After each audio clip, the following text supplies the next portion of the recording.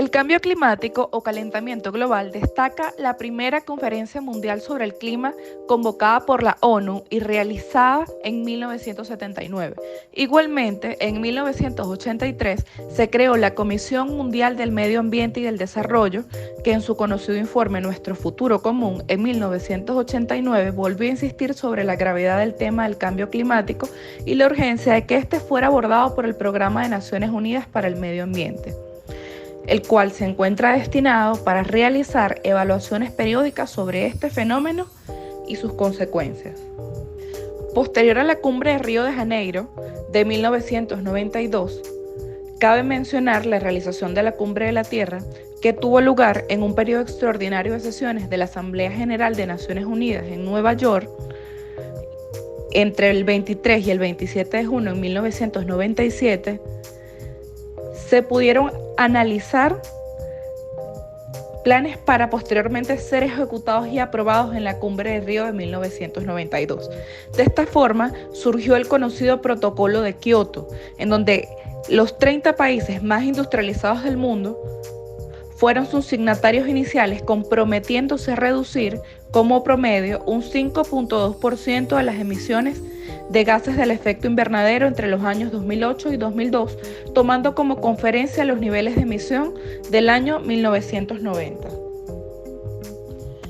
Así, en diciembre del 2007, se celebró una reunión en la Cumbre de Bali, Indonesia, y se estableció un documento u hoja ruta de Bali, donde se dieron un plazo de 2 años para construir un nuevo acuerdo que permitiera responder a los objetivos iniciales de la Convención más allá del 2002. Pero más allá de la evidencia científica, dado que este fenómeno se origina por causas sociales antropogénicas, su solución es por definición un problema político.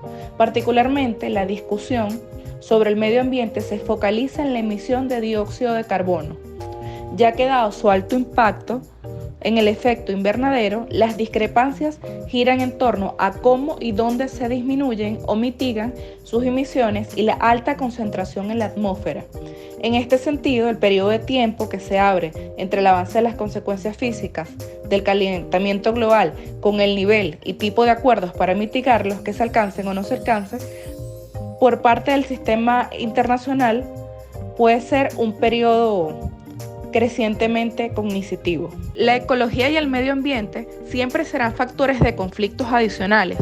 Por tanto, es necesario que los estados puedan controlar y preservar sus entornos naturales como medio imperativo de cautelar su respectivo patrimonio ecológico territorial.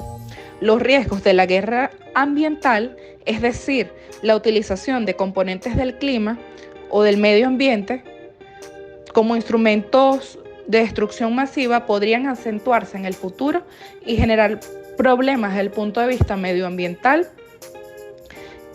a dichos estados.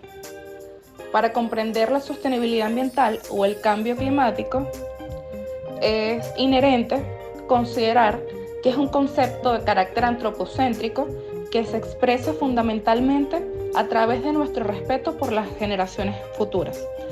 Aún así, este no se compromete con la defensa de la vida silvestre o la preservación de la naturaleza en sí misma, pero no vuelve superfluas preocupaciones más profundas como la justicia ecológica o la justicia social, que pueden englobarse dentro de dicho concepto bajo una perspectiva más amplia y más compleja, como lo es el desarrollo sostenible. El cambio climático está considerado como uno de los grandes problemas a los que se enfrentan las sociedades actuales, tanto por las instituciones científicas y políticas relevantes como por la sociedad. Se define a este como el cambio en el clima global del planeta Tierra, particularmente expresado en la temperatura y las precipitaciones del agua, y de ser un asunto marginal apenas de hace algunas décadas, ha pasado a formar parte de la agenda política internacional mundial y a producir una narrativa global de carácter planetario. La evolución y la variabilidad del clima, históricamente, se ha debido a causas naturales. Sin embargo, el cambio climático actual se define precisamente en razón a sus causas sociales.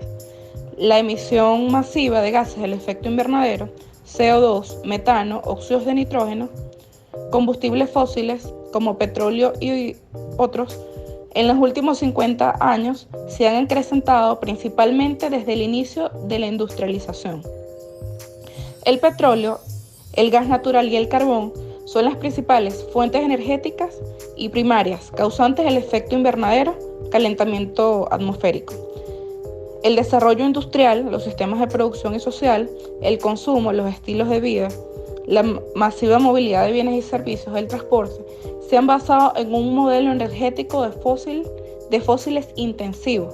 Solo considerando las 2 últimas décadas, el consumo energético mundial ha crecido más de 30% y se prevé un crecimiento del 53% de aquí a el año 2030, 83% del cual es de combustibles fósiles. Todo ello sin considerar que la tercera parte de la humanidad sigue sin tener ningún acceso a la electricidad y que para calentarse y cocinar el 40% de la población mundial solo debe contar con lumbres, leñas o bostas. Situando esas cifras en clave socioambiental, el propio Consejo Mundial de Energía, en su Informe Mundial de la Energía, publicado conjuntamente con el Programa de Desarrollo de Naciones Unidas, dice textualmente: aunque no parecen haber límites físicos en el suministro mundial de energía durante al menos los próximos 50 años, el sistema energético actual es insostenible por consideraciones de equidad, así como por problemas medioambientales, económicos y geopolíticos que tienen implicaciones a muy largo plazo en la sociedad. A pesar de lo anterior, se puede afirmar que a mayor cambio geofísico y a mayor velocidad de ese cambio, predominan los efectos negativos en la sociedad, por lo que el marco analítico deberá ser entonces las interrelaciones para vida y el desarrollo de las sociedades humanas, es decir, la fábrica social, el medio social, el ecosistema social, como sistema de interrelaciones para la vida humana, incluyendo esferas relevantes en la sociedad, como la población como base demográfica y su sistema de calentamiento del territorio, la base económica de la sociedad, la cultura en un sentido profundo, el término antropológico, es decir, las formas de organización de la sociedad, los logros culturales materiales, la tecnología, por ejemplo, y no materiales desde el punto de vista simbólico. Esto permite comprender, a partir de dichas variables, cómo se distribuye desde el punto de vista social y demográfico la sociedad y cómo dicha distribución puede influir desde el punto de vista del desarrollo medioambiental y cuáles son los efectos que esto puede generar, debido a que la alta densidad poblacional guarda correlación con la forma en la que se organiza dicha sociedad. A mayor cantidad de habitantes, mayor consumo, mayor producción y mayor tendencia a que la sociedad genere efectos en el cambio climático. En este sentido, se puede determinar que las aglomeraciones sociales producen mayores efectos desde el punto de vista medioambiental. El cambio climático puede llegar a perjudicar de muchas maneras la salud humana, aunque también beneficiarla en algunos lugares según las circunstancias. Hasta ahora, la mayoría de los estudios se han centrado en los efectos de las olas de calor. Las aproximadamente 30.000 muertes que se produjeron en Europa en el verano del 2003 son cifras alarmantes para el Centro Nacional de Epidemiología, debido a que anteriormente se registraban cifras de 6.500 muertes debido a estos efectos. Pero existen muchos más aspectos que hay que tener en cuenta, entre los que están consecuencias como la diseminación de enfermedades infecciosas. La Organización Mundial de la Salud estima que los factores climáticos son responsables del 2.4% de los casos de diarrea que se producen en el mundo y del 2% de los casos de malaria. El aumento de cáncer en la piel del 15 al 20% en la incidencia de cáncer en personas con piel fina, así como cataratas y otras lesiones oculares que pueden aumentar del 0.6 al 0.8 por cada 1% de disminución del ozono y un aumento de la vulnerabilidad en algunas enfermedades infecciosas como resultado de la supresión de la inmunidad causada por la radiación. Las migraciones internacionales han aumentado considerablemente en las últimas décadas debido a las altas tasas demográficas, lo cual se aprecia en una fuerte desigualdad de los niveles de renta debido a que en países con altas tasas demográficas hay altas tasas de fecundidad, mayor pobreza y poca evidencia en el desarrollo económico. Los movimientos migratorios también tienen lugar dentro de los propios países. En Estados Unidos, los desplazamientos hacia zonas costeras del Pacífico y el Golfo de México han sido continuos en las últimas décadas, de manera que más del 50% de la población reside en la franja costera de 70 kilómetros. En China se están produciendo fuertes movimientos de la población desde zonas más áridas y pobres hacia el interior en las provincias del litoral. En España ocurre algo similar hacia el litoral mediterráneo. El fenómeno se repite en todas partes del mundo. Es la migración en las zonas rurales, en donde generalmente sucede este fenómeno, así como la expansión de dichas áreas metropolitanas. La relación población-entorno es particularmente significativa en los casos de migraciones incontroladas o por políticas gubernamentales, como lo son la construcción de infraestructuras hacia zonas delicadas desde el punto de vista medioambiental. En este sentido, los cambios medioambientales generan una modificación en la población-entorno.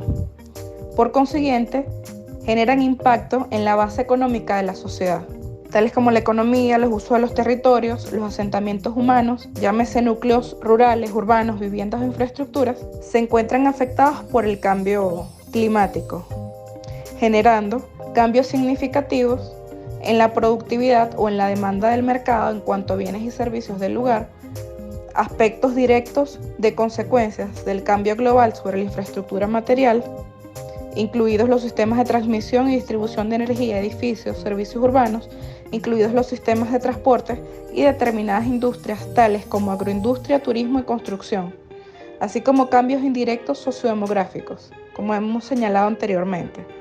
Desde el punto de vista de la gestión local, los problemas medioambientales son importantes debido a que en poblaciones con una densidad demográfica significativa y con problemas desde el punto de vista medioambiental y demográfico, la gestión local puede optimizar dichas situaciones hacia una tendencia de expansión económica, como es el caso del turismo, o desde el punto de vista del comercio y las oportunidades a los pequeños, medianos y grandes empresarios, en donde se sigue a su vez una convulsión a generar continuamente nuevas tendencias entre los seres humanos con demanda solvente para generar nuevas oportunidades y perspectivas en torno a estos problemas ambientales derivados de la contaminación, el aumento de las temperaturas y la mala gestión desde el punto de vista local. A pesar del vigor de la ideología del progreso, la acumulación de evidencia ecológica e impactos ambientales obligan a realizar ajustes dentro del capitalismo. Dentro de la perspectiva de la reparación del capitalismo o el capitalismo 3.0 se acepta la temática ambiental y esta aparece casi siempre bajo dos expresiones. Por un lado, la preocupación del cambio climático global y por otro, por la profundización de la inclusión de la naturaleza dentro del mercado. Es un inevitable ajuste que brinda una cara verde al capitalismo, pero no permite solucionar los desencadenantes de la crisis ambiental. Aunque se han vuelto muy comunes, es necesario precisar cómo este cambio climático ha sido abordado en algunas regiones, como es el caso de Latinoamérica, en donde de forma distorsionada se le ha dado solución a la crisis medioambiental. Más allá de la insistencia en reclamar compensaciones financieras o asistencias tecnológicas a los países industrializados, los gobiernos latinoamericanos no enfocan sus acciones y discursos en un tiempo de emisiones que en realidad corresponden a las prioridades de los países industrializados y no a las propias. En efecto, las naciones ricas deben producir sus gases de efecto invernadero originados en sectores como el transporte, generación eléctrica o industria, ya que estos representan la parte esencial de sus emisiones, como es el caso de la Unión Europea, que alcanza un 90% total. En el caso de la Unión Europea, las políticas medioambientales son bastante rigurosas y todas las legislaciones se orientan a la protección del medio ambiente. A raíz de la pandemia, las acciones a favor del cambio climático y las campañas comunicacionales han incrementado de forma considerable. En este sentido, dicho continente es ejemplo de desarrollo sostenible y medioambiental.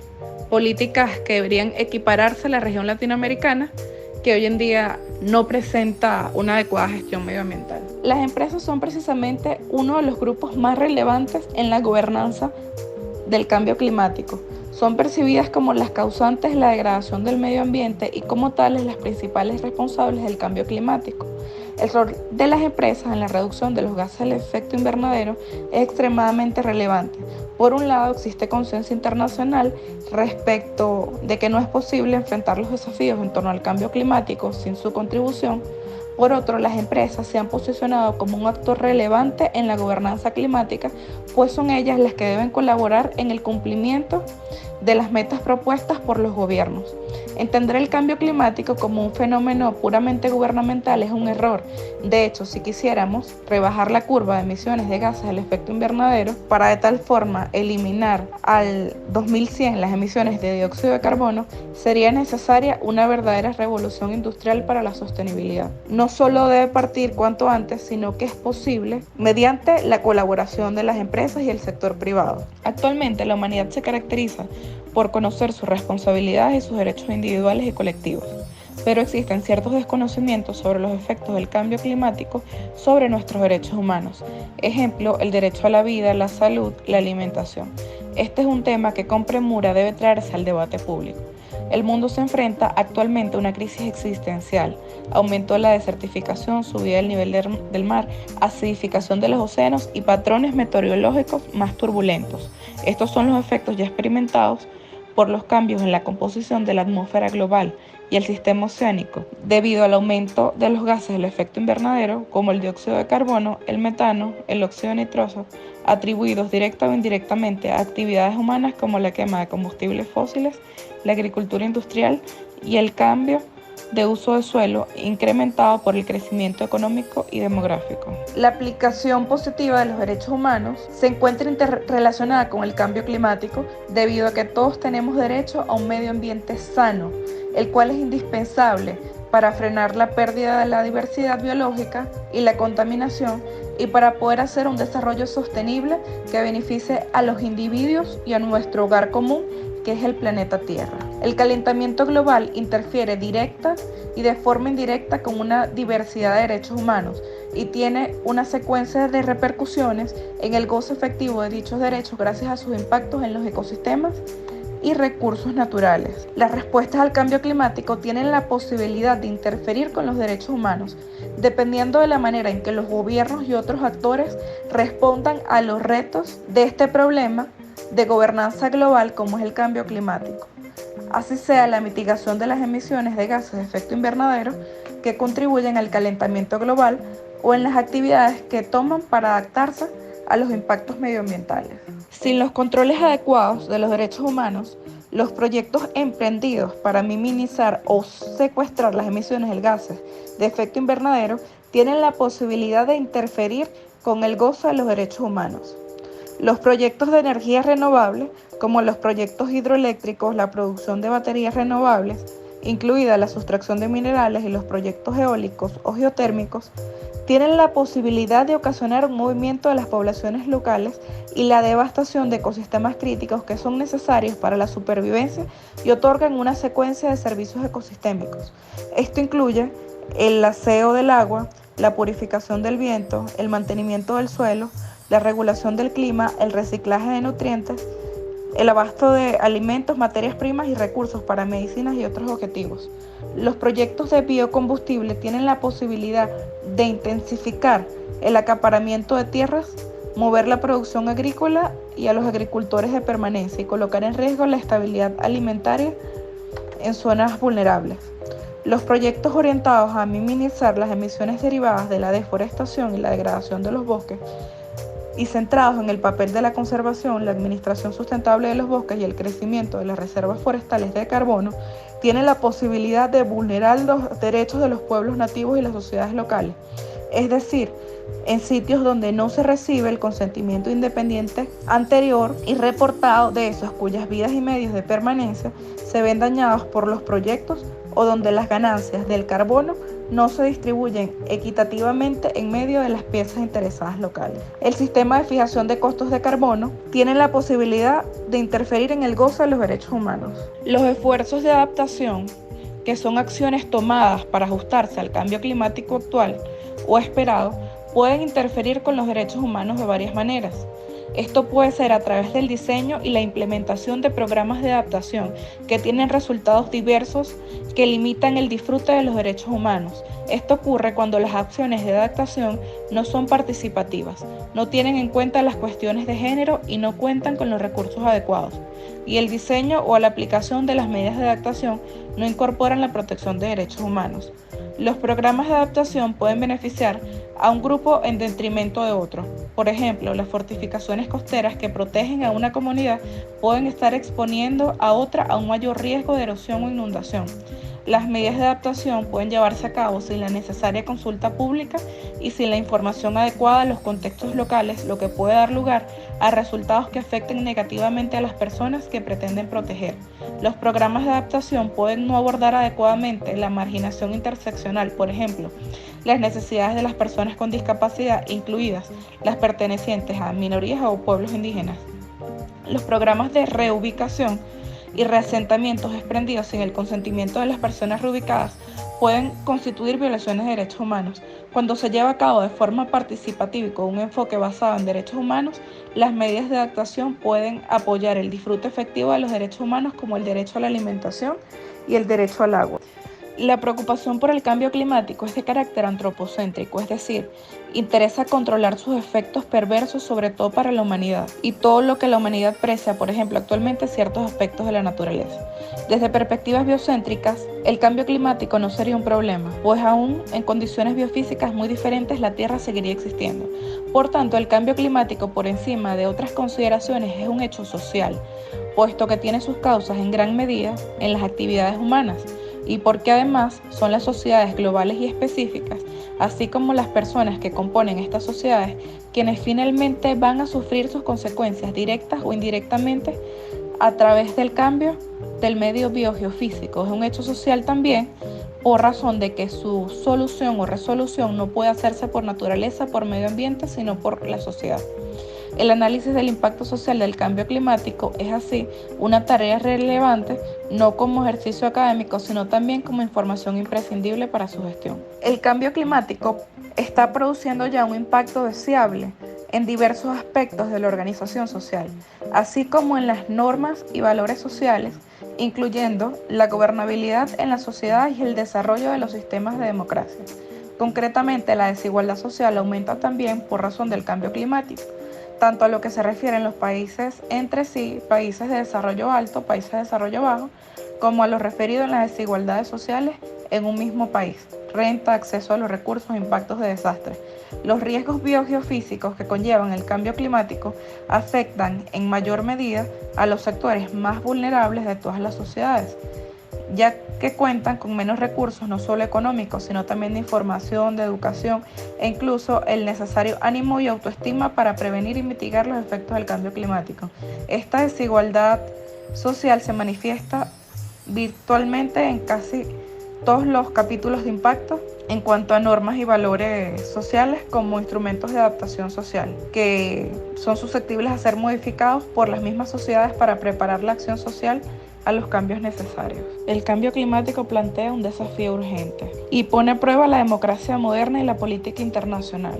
Los gobiernos democráticos deben convertir sus vagos compromisos políticos en una acción real y vinculante. Aún más, la lucha contra el medio climático plantea enormes problemas de acción colectiva. ¿Pueden los sistemas democráticos evolucionar para afrontar este desafío? Este es el reto que se plantea la democracia con respecto al cambio climático, multifacético y multidimensional, que debe involucrar la acción de los jóvenes para afrontar y mitigar todas las acciones de este alarmante fenómeno en sus comunidades y en conjunto con los entes estatales para buscar soluciones cada vez más sostenibles. Entendemos que los rumbos para encontrar respuestas alternativas que nos permitan evidenciar la envergadura de la actual crisis ambiental son los propuestos por la corriente ambiental crítica, en principio porque evidencia que el orden capitalista es la causa central de los problemas ecológicos y de su agudización en los últimos tiempos, lo cual es apremiante para las periferias mundiales, entre las que se encuentra, por supuesto, América Latina y el Caribe,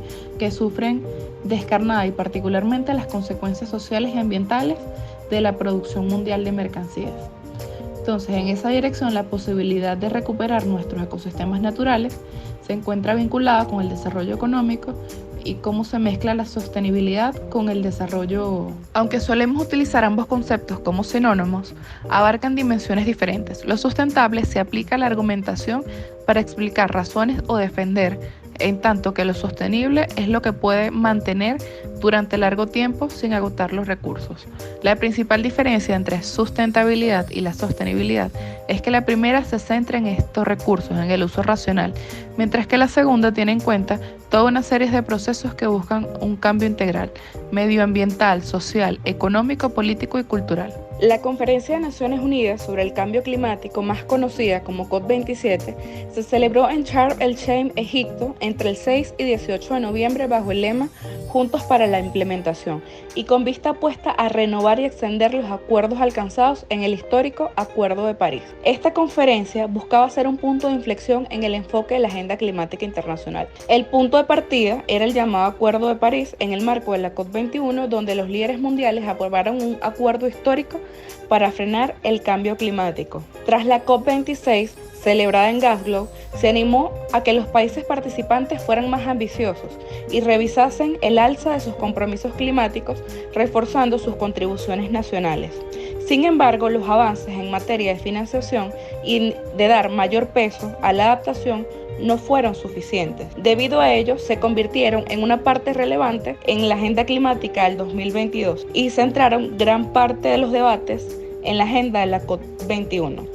Ya el lema de la COP27 pasa a ser Juntos por la Implementación y pone foco en los siguientes objetivos. El primer foco es la implementación. Iniciativas y acciones reales que ofreciesen soluciones concretas para afrontar los retos del cambio climático. Financiación, la necesidad de mayores recursos financieros y de mejorar el acceso a los fondos, en especial para los países en desarrollo, siendo este uno de los objetivos fundamentales de esta conferencia. La mitigación, persiguiendo el objetivo de no superar el aumento de la temperatura global de 1.5 grados centígrados al final del siglo. Adaptación, avanzar en el objetivo global de adaptación, así como una mayor presencia en la agenda climática global. Pérdidas y daños. Los países más vulnerables a los efectos del cambio climático son en mayor parte los países en desarrollo, que han contribuido en mucha mayor pérdida a la emergencia climática actual, por lo que reclaman un mecanismo de pérdidas y daños que canalicen la financiación específica.